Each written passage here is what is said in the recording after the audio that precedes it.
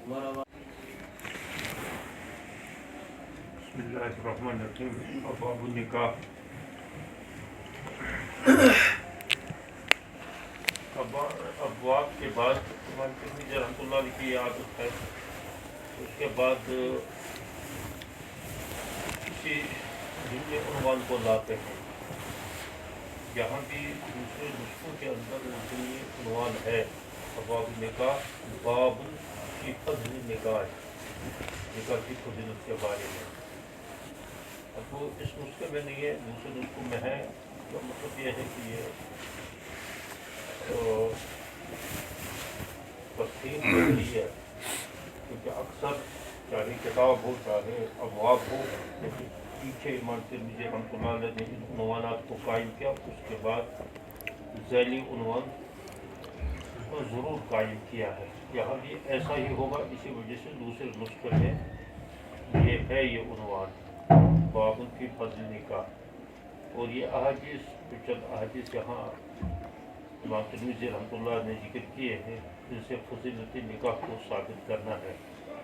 سب سے پہلی حدیث اس سلسلے میں یہ ہے کہ حضور صلی اللہ علیہ وسلم نے فرمایا 4 چیزیں سنن المرسلین میں سے ہے.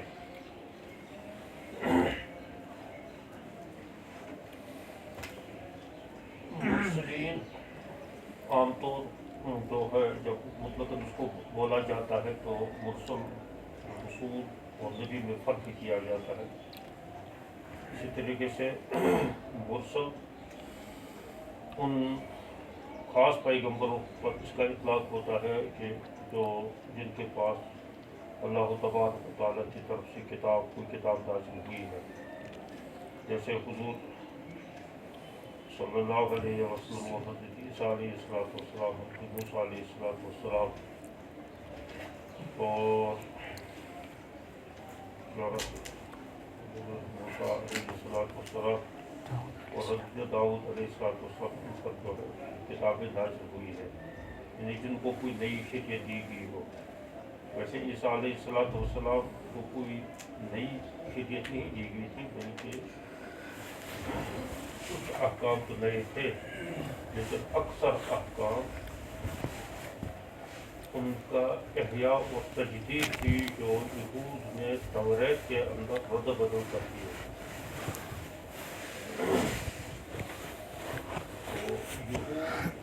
کی اصلاح کے لیے، تورات کو قائم کرنے کے لیے قرآن پاک وغیرہ تذکرہ آیا ہے. موسیٰ علیہ السلام کو کہا گیا اُمت الی بنی اسرائیل، رسول بنا کر بنی اسرائیل کے طرف بھیجا گیا. ان کی بعثت عامہ نہیں تھی. پھر دوسرے لوگ بھی جڑ گئے، وہ الگ ہے مسئلہ، لیکن اصلاً ان کی بعثت بنی اسرائیل کی طرف تھی. تو یہ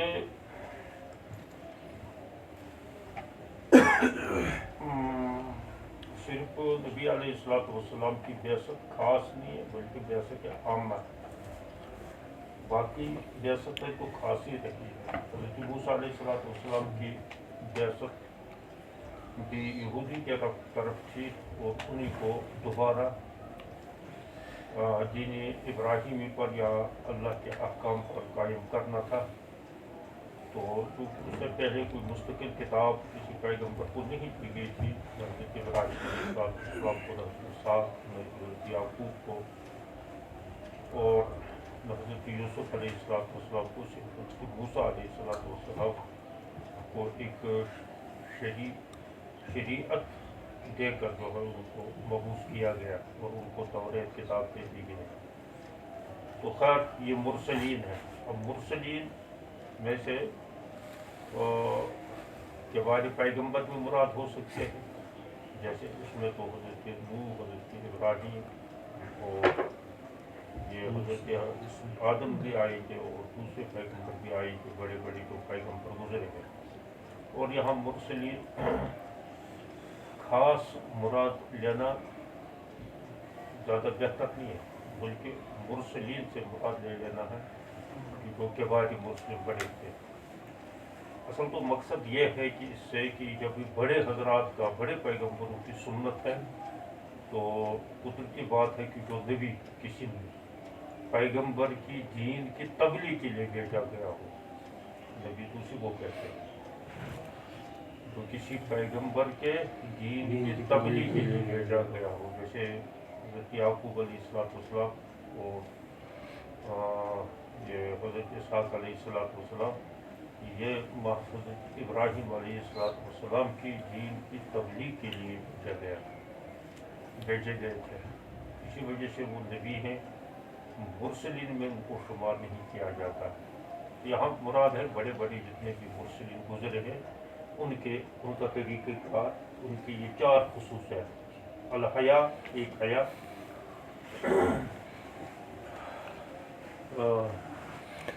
التعطر، حیا، یہ حیا کی تعلیم جو ہے یہ شریعت کے بنیادی احکاموں میں سے ہے۔ حضور صلی اللہ علیہ وسلم کی بہت ساری اس میں ہدایات ہے، اور بلکہ یہ تو فرمایا گیا الحیاء شعبۃ من الایمان، اور یہ بھی فرمایا گیا اذا فاتک الحیاء فافعل ما شئت، گویا کہ حیا جس دین کے اندر حیا نہ ہو وہ دین نہیں، اور یہ انسان کے امتیازات میں سے انسان کا امتیاز حیا میں، حیا اس کے پاس ہو تو اس کو کامل انسان سمجھا جائے۔ یہ اس طریقے سے یہ سمجھ میں نہیں آتا، یہ تقابل سے سمجھ میں آ جاتا ہے۔ اور دیکھو بے حیا قومیں جو ہیں، ہندو ہیں یا یہ انگریز ہے یا دوسرے، جب ان کی بے حیائی کو دیکھ لیتا آدمی تو پھر آدمی یہ سوچ لیتا ہے کہ یہ تو جانوروں سے بھی گئے گزرے ہیں، تو اللہ کا کتنا کرم ہے کہ رسول اللہ صلی اللہ علیہ وسلم نے امت کو حیا پر لا کر دیا۔ اور تعطر، خوشبو لگا لینا، خوشبو کو استعمال کرنا، انسان کی طاقت ہوتی ہے کہ وہ خوشبو کو پسند کر لیتے ہیں اور بدبو سے پرہیز کر لیتے ہیں، تو لیکن عطر استعمال کر لینا، تعطر، مسواک کر لینا، یہ پہلے بھی آیا ہے کہ حضرت ابراہیم علیہ السلام کی سنتوں میں سے اور حضور صلی اللہ علیہ وسلم کی محبوب سنتوں میں سے، اور اسی میں ہے ایک چیز نکاح، جس مناسبت سے حدیث یہاں لائی گئی، نکاح کرنا۔ تو اس کا مطلب یہ ہے کہ تمام پیغمبروں کی سنت رہی ہے نکاح کرنا۔ تبتل اس کے مقابلے میں آتے ہیں، تبتل اپنے آپ کو جو ہے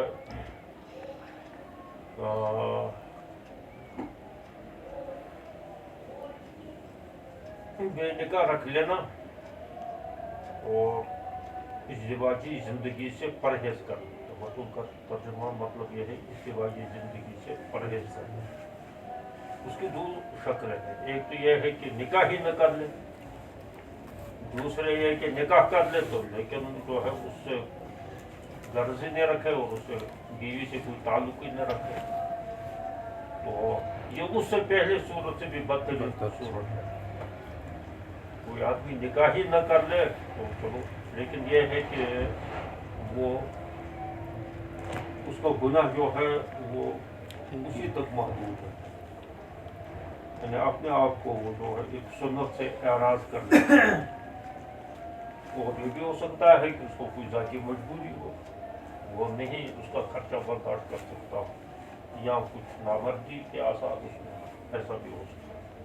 لیکن کوئی نکاح کر لے پھر اس کو یوں بھی بیکار چھوڑ دے، یہ گناہ متعدی ہے، یعنی اس کا مطلب یہ ہے کہ اپنے حق کے ساتھ ساتھ دوسرے کا حق بھی جو ہے ضائع کر دے، اور اجازت جو ہے ڈبل گناہ۔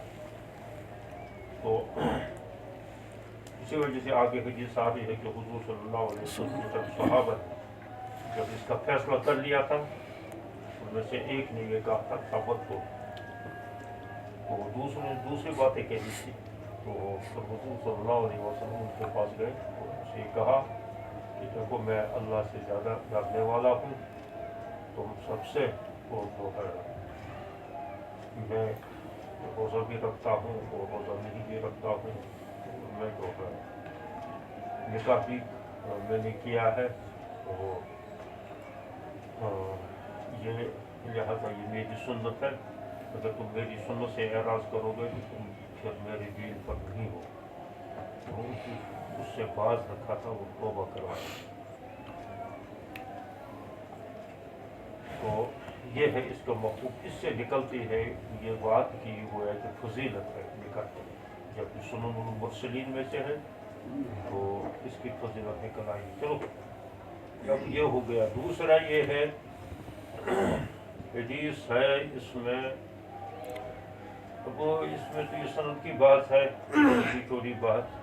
دوسری حدیث عبداللہ ابن مسعود کی ہے کہ وہ فرماتے ہیں خرجنا مع رسول اللہ صلی اللہ علیہ وسلم ونحن شباب. ہم نکلے نبی علیہ السلام کے ساتھ اس حال میں کہ ہم جوان تھے. نکلے کہاں نکلے یعنی ہجرت کی مراد ہے. یعنی مکہ سے نکلے اس حال میں. اس وقت ہم شادی شدہ نہیں تھے, جوان تھے. لا نقدر علی شیء, کیونکہ وجہ اس کی یہ تھی کہ ہمیں کسی چیز کے مالک نہیں تھے, قدرت نہیں رکھتے تھے کسی چیز پر. ہمارے پاس تو کچھ تھا نہیں, نہ گھر تھا, نہ گھر بسانے کے انتظامات تھے, نہ مہر دینے کے اخراجات تھے, نہ گھر بسانے کے اخراجات تھے. اس وجہ سے یہ ہماری مجبوری تھی. وقال, تو حضور نے اس پر فرمایا یا معاشر الشباب علیکم بالباء, اے جوانوں. مدینے کے اندر پہنچ کر کے حضور صلی اللہ علیہ وسلم نے کچھ مدت کے بعد جوانوں سے خطاب فرمایا تھا کہ جوانوں علیکم بالباء, تم کو چاہیے, تم پر لازم ہے کہ تم گھر بساؤ. با اصل یہ بوا ہے تو اور اسی سے تبوع بھی آتا ہے. والذین تبوؤا الدار والایمان, گھر بسانے کو مانا آتے ہیں. اور گھر بساتا آدمی تب کی جب وہ شادی کر دیتا. اس سے پہلے تو کہیں بھی رہ سکتا ہے, تو لیکن جب گھر بساتا ہے تو پھر بچے ہو جاتے ہیں, پھر گھر بساتا ہے تو گھر کا انتظام کر لیتا ہے, تو جو ہے باقی لوازمات کر لیتا ہے. تو اس وجہ سے وہ درپدر نہیں پھرتا ہے, درپدر نہیں رہتا ہے. تو حضور صلی اللہ علیہ وسلم نے ان سے یہ حکم دے دیا کہ تم گھر بسانے کا انتظام کرو.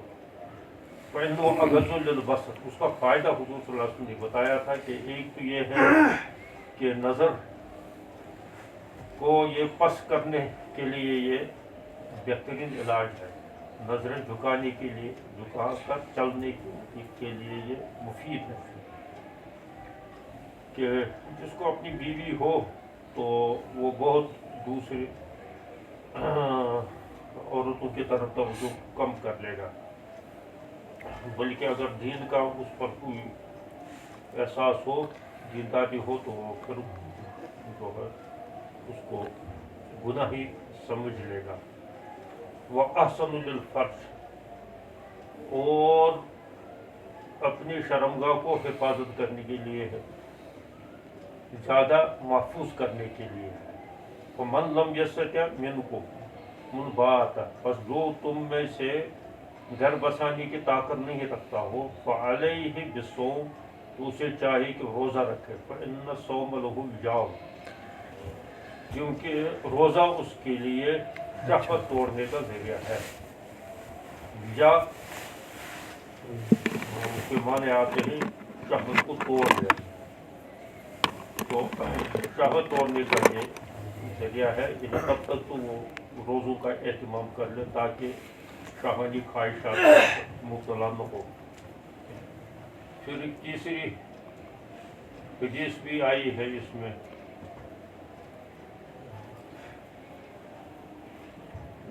اسی کے سند ہے. یہ ویسے اعلیٰ سند کی احادیث ہے, اس سے پتہ نکلا. چلو باب ما جاء فی النہی عن التبتل. یہ تبتل کی ممانعت ہے جو میں ابھی بتلا رہا تھا کہ تبتل کے معنی آتے ہیں کہ اپنے آپ کو بے شادی شدہ رکھ لینا. وہ اس کی دو شکلیں ہیں, دونوں شکلوں پر تبدل کا اطلاق ہوتا ہے، جو ابھی میں نے بتائی اس کی دو صورتیں ہیں۔ یہ دو تین صحابہ آئے تھے حضور علیہ السلام کے معمولات معلوم کرنے کے لیے، ازواج مطہرات سے انہوں نے دریافت کیا، دوسرے جو قریبی صحابہ تھے جیسے حضرت انس وغیرہ، ان سے معلوم کیا کہ حضور صلی اللہ علیہ وسلم کی عبادت کا، ذاتی عبادت کا کیا حال ہے۔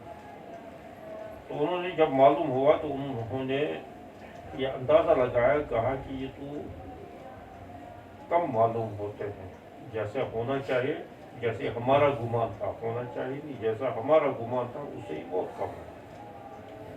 تو پھر انہوں نے خود ہی کہا کہ اصل تو حضور صلی اللہ علیہ وسلم کو عمل کرنے کی ضرورت ہی کیا ہے، وہ تو بخشے بخشائیں گے، لہذا عمل کرنے کی ضرورت، عمل کرنے کے محتاج تو ہم ہیں۔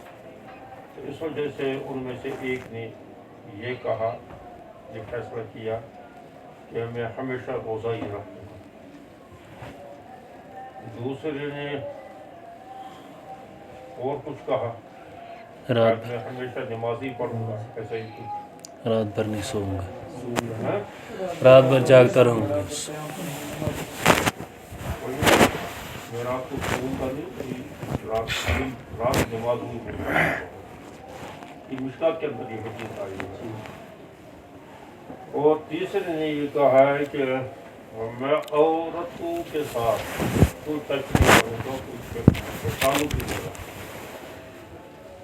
تو یہ حضرت عثمان بن مظعون رضی اللہ تعالیٰ عنہ کے پاس جب گئے، دوسروں سے بھی حضور نے فرمایا، البتہ عثمان بن مظعون کے متعلق یہ آیا ہے کے بارے میں، کیونکہ حضور صلی اللہ علیہ وسلم کے رضائی بھائی بھی تھے، وہ بہت عابد زاہد صحابہ میں سے شمار ہوتے تھے۔ تو ان سے حضور صلی اللہ علیہ وسلم نے تبتل کو رد کیا، کہا یہ تبتل تمہارا جو ہے اس سے باز آ جاؤ، یہ غلط طریقہ ہے، کیا تم نے یہ لوگوں نے یہ قسم کر رکھی ہے یا فیصلہ کر رکھا ہے، اس کو توڑ دو۔ تو ان کو نصیحت کی، سمجھایا ان کو اصل طریقہ کیا ہے، اللہ کی مرضی کیا ہے، قرآن کا حکم کیا ہے، اور میرا طریقہ کیا ہے، یہی دین ہے۔ تو ان کو سمجھایا۔ یہاں تو اس واقعے کو ذکر نہیں کیا، یہاں حضرت سعد بن وقاص رضی اللہ تعالیٰ عنہ کے قول کو ذکر کیا کہ حضرت سعد بن وقاص نے یہ فرمایا کہ حضور صلی اللہ علیہ وسلم نے عثمان بن مظعون پر نکاح تبتل کو رد کیا۔ رد رسول اللہ صلی اللہ علیہ وسلم التبتل، تو اس کو رد کیا ہے، ٹھکرایا، یعنی تسلیم نہیں کیا ہے، ان کے اس فیصلے کو مانا نہیں، یہ مراد ہے۔ اور اگر حضور صلی اللہ علیہ وسلم اجازت دیتے تبتل کی تو پھر ہم اس کی انتہائی شکل بھی اختیار کر لیتے۔ ایک ہے تبتل ویسے، کیونکہ اس میں بہت مشکل ہوتا ہے، آدمی مشکل ہوتا ہے اس کا پر قائم رہ لیتا ہے، کہے گا سال بھر صبر کرے گا، 2 سال صبر کرے گا، 3 سال صبر کرے گا۔ تو حضرت سعد بن وقاص فرماتے تو ہم تو اس کی انتہائی شکل جو ہے اپنے آپ کو کھسی کر لینا، ہم تو اپنے آپ کو کھسی ہی کر لیتے۔ پہلے زمانے میں کھسی کرنے کا، مردوں کو کھسی کرنے کا یہ طریقہ رہا ہے، غلاموں کو کرتے تھے۔ بادشاہوں کے یہاں خواجہ سرا ہوتے تھے، ان کو خواجہ سرا کہتے تھے۔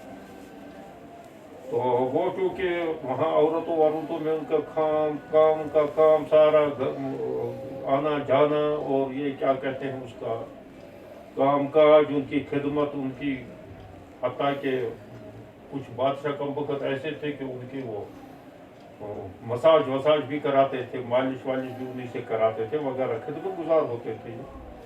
تو پھر انہوں نے سوچا ہے کہ کہیں یہ بادشاہ قسم کے لوگ بعد میں تو بس ان کو جو ہے ایسے غلاموں کو خریدتے تھے، ان کو کھسی کر لیتے تھے، وہ خواجہ سرا ان کو کہلاتے تھے۔ تو یہ پہلے زمانے سے یہ دستور ہے۔ تو اس تصور کے بنا پر حضرت سعد بن وقاص یہ کہتے ہیں کہ ہم تو ایسا کرنے پر بھی تیار تھے، کیونکہ ہم یہ چاہتے تھے کہ دنیا سے بالکل ہی ہمارا تعلق کٹ جائے اور خالص ہماری ساری دن رات محنت اللہ کے لیے ہو جائے۔ یہ ہر اس شخص کا جذبہ ہوتا ہے جو کسی گند غلاظت سے نکل کر آیا ہو۔ ہمارے اندر یہ جذبہ پیدا نہیں ہوتا کیونکہ ہم خاندانی مسلمان ہیں اور ہم تو وراثتی مسلمان ہیں۔ ہم سمجھتے ہیں کہ ہمارا اسلام تو ہماری وراثت ہے، جائے کا کہا ہے تو ہمیں یہ ضرورت ہے اور ہم اس کے مالک ہیں، جیسے اس کے ساتھ ہم کریں گے، جتنا حصہ اس کا باقی رکھیں گے اتنا باقی رکھیں گے، جتنا اس کا ختم کریں گے کاٹیں گے کاٹ دیں گے۔ یہ اپنا مذہب ہے، دوسروں کو اس کے ساتھ کریں۔ تو کیونکہ ہم اس کو وراثت سمجھے ہوئے ہیں تو اس وجہ سے ہمارے یہ اس کا احساس نہیں ہے، لیکن یہ حضرات جو آئے تھے یہ اس کفر سے، جہالت سے، گمراہی سے، بے حیائی سے، بے شرمی سے، بد کرداری سے نکل کر آئے تھے۔ اب یہ سمجھتے تھے کہ اس کا علاج، واحد علاج یہ ہے کہ ہمارا سارا دنیا سے تعلق کٹ جائے، چاہے وہ کوئی بھی تعلق ہو، چاہے وہ بیوی کیوں ہو، چاہے وہ بچے کیوں ہو، چاہے وہ دولت کیوں ہو، تباہ کرو اس کو، بس کسی طریقے سے اپنی زندگی کو بناؤ اللہ کے مرضی سے۔ اسی وجہ سے تو جہاد کے اندر اپنی، کیونکہ جہاد کی فضیلت بھی آئی، فی سبیل اللہ جدوجہد کرنے کی فضیلت، تو اس میں اپنی جان کو جوخم میں ڈالنے کے سے بھی گریز نہیں کر لیتے۔ برخلاف ہمارے اندر یہ جذبہ پیدا ہونا بڑا دشوار ہے۔ اسی وجہ سے یہ اللہ کا دستور ہے کہ جب اس قسم کا ماحول آہستہ آہستہ پنپ جاتا ہے تو اللہ تعالیٰ مسلمانوں کو ہٹا کر جو ہے اس دوسری قوم کو لاتے ہیں۔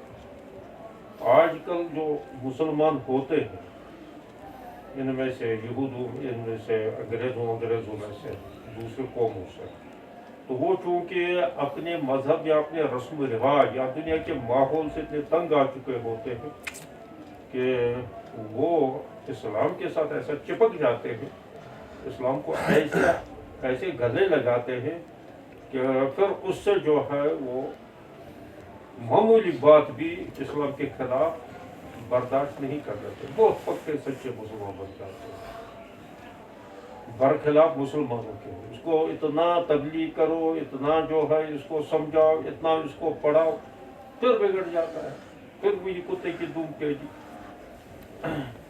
یہ ہے کہ پٹائی بھی کھاتے ہیں، جوت بھی کھائیں گے، لیکن پھر بھی وہی حرکتیں کریں گے جیسے آج کل ہو رہا ہے مسلمانوں کے اندر۔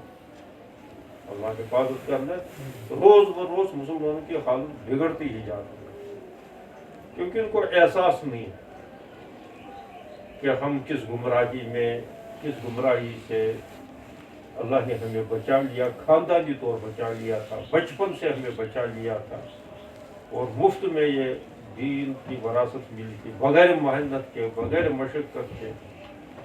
تو جن حضرات نے یہاں ابتدا کے اندر، یہاں کشمیر کے اندر بھی ابتدا میں محنت کی ہے جن بزرگوں نے، تو اس وقت یہی وجہ ہے کہ اس وقت یہاں بڑے بڑے علماء، اولیاء کرام اور بڑے شاندار لوگ، دیندار لوگ پیدا ہو گئے، اور آج جو ہے ایک سچا پکا مسلمان بھی پیدا نہیں ہوتا ہے۔ تو بہرحال یہ حضرت سعد بن وقاص کے فرمانے کا یہی مطلب تھا، لیکن حضور نے اجازت نہیں کی، اس وجہ سے ہم نے اس چیز کو برداشت کیا، تو ورنہ اس سے ہماری کوئی دلچسپی نہیں تھی، نکاح سے، دولت سے، اولادوں سے، گھر بنانے سے وغیرہ کوئی دلچسپی نہیں تھی۔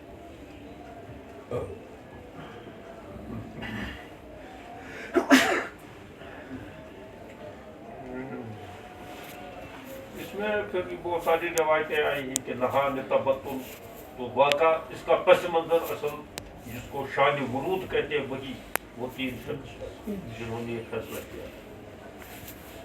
تو البتہ یہاں ایک روایت کے اندر یہ زائد الفاظ بھی آئے ہیں کہ حضور صلی اللہ علیہ وسلم یہاں وہ کہتے ہیں وہ کرا قتادہ نے اس کے استشہاد میں یعنی نہی عن تبتل کے استشہاد میں،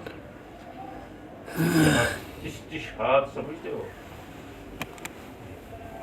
بطور ثبوت پیش کرنے کے، بیوقوف کے بھی پتہ نہیں آج تک، بطور استشہاد یعنی کوئی بات کہے اس بات کے ثبوت میں کوئی واقعہ بیان کرے یا کوئی آیت بیان کرے یا کوئی حدیث بیان کرے، اس کو کہتے ہیں استشہاد۔ یہ بھی سمجھانا پڑتا ہے۔ تو قتادہ نے پڑھا ہے اس کی استشہاد میں، یعنی یہ جو نہا تبتل والی حدیث آئی ہے، کیا پڑھا وَلَقَدْ أَرْسَلْنَا رُسُلًا مِّن قَبْلِكَ وَجَعَلْنَا لَهُمْ أَزْوَاجًا وَذُرِّيَّةً، ہم نے آپ سے پہلے بہت سارے پیغمبر بھیجے ہیں اور ان کی اولاد اور ان کی ذریت بھی بنا دی، ازواج بھی ان کو دیے اور ہم نے ان کی ذریت بھی بنا دی۔ تو اس کا مطلب یہ ہے کہ پیغمبروں کا طریقہ یہ وہی بات ہوئی، تو کہ جیسے حضور صلی اللہ علیہ وسلم نے فرمایا سنن المرسلین میں سے ہے، یہاں قرآن سے اس کا استشہاد کیا گیا کہ یہ جو ہے تمام پیغمبر اللہ تعالیٰ خود فرماتے ہیں کہ ان کے ازواج بھی تھے، ان کی ذریت بھی تھی۔ باب ما جاء